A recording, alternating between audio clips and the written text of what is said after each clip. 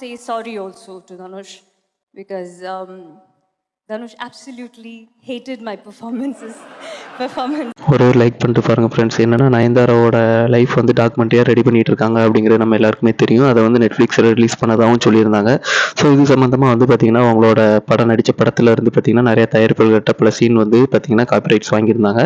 அதேமாதிரி தான் தனுஷ் அவர்கள்ட்டையும் வந்து கேட்டிருந்தாங்க. தான் நடித்த நானும் ரவுடி தான் அப்படிங்கிற படத்தில் இருந்து ஒரு 3 செகண்டுக்குள்ளே வீடியோ கிளிப் வேணும் அப்படின்ற மாதிரி கேட்டிருந்தாங்க. இதுக்கு வந்து பார்த்திங்கன்னா தனுஷ் அவர்கள் வந்து எந்த ஒரு ரெஸ்பான்ஸும் பண்ணாமல் இருந்தாங்க.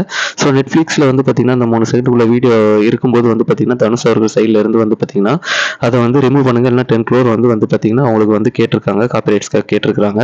ஸோ அவங்க என்ன சொல்லியிருக்காங்கன்னா நயன்தாரா வந்து இது வந்து எங்களோட ஹேண்டிகேமில் தான் வந்து நாங்கள் ரெக்கார்ட் பண்ணியிருக்கோம், ஸோ எதுக்கு தரணும் அப்படின்ற மாதிரி அவங்க சொல்லியிருந்தாங்க.